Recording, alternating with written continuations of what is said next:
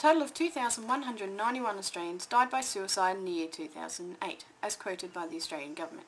In today's society, suicide is a devastating circumstance to have to deal with. Everyone is affected by it in one way or another. For example, an immediate family member, a friend, or friend of a friend.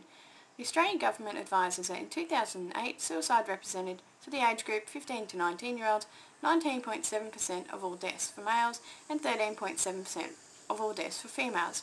I feel as a future educator of the primary school sector that bullying issues need to be presented to the students right from the word go. Whether this originates from kindergarten or starts in prep, no child should be a victim of bullying. For the purpose of this assignment, I will be looking at addressing upper primary years 6 and 7 on the hard-hitting facts about bullying and suicide. Firstly, I would start the lesson by allowing students to complete a bullying survey. A copy of this can be referred to in Appendix 1 of this assignment, or alternatively at www.educationworld.com. As part of this lesson, the teacher will need to explain to the students that you want them to learn more about kids who bully other kids. They have the option to complete the survey without signing their names. Once the students have completed the survey, they will be watching a news story that was shown on 60 Minutes and now can be viewed on the MSN website. This is a deeply sad but yet confronting story of two teenage boys who were bullied by other students. One interview is with Carl Stefanovic interviewing Justine Kelly. Her son Alex Wildman was continually bullied and at the tender age of 14 took his own life. The second story is Carl interviewing Tess Nelson. Her son Dakota Stainer was bullied relentlessly at two schools. In the end, he tried to take his life. He was starved of oxygen for about 22 minutes and is now confined to a wheelchair and has permanent brain damage. His mother Tess is now his primary carer as he is in a vegetative state. While the students are watching this, I will be reading the surveys. Once I have finished watching the story, the floor will be open for discussion on their feelings on it. Also, they will be asked to guess the results of the survey. We will then read some samples from the students' responses, and I will ask a volunteer to help tally the survey results on the chalkboard.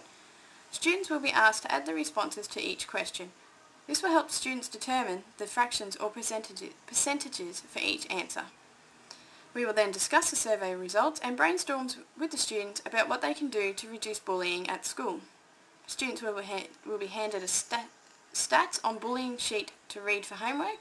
A copy of this can be referred to or viewed in Appendix 2 of this assignment, or alternatively at www.bullyingnoway.com.au. By teaching the above lesson, I would hope to teach the students about tolerance of others. They should by the end of the lesson understand that we are all diverse and different.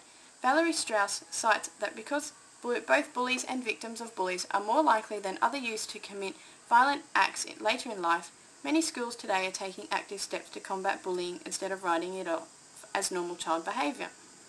An example of one program that is being run in schools is the internationally recognised research-based program that effectively develops social skills and reduces bullying, is Friendly Schools and Families. This can be found on the website www.friendlyschools.com.au. This is a program that looks at reducing bullying from incept of children starting school. They look at the following 6 topics in order for each aspect of bullying to be covered in the school, home and community. Policy development, ethos, student management and support, classroom practice, family links and physical environment. Bullying is prevalent in all schools today, and it would be wrong to think that we live in a perfect world. And as John Austin states, our role as a teacher is to prepare kids to fit in as young adults in their community.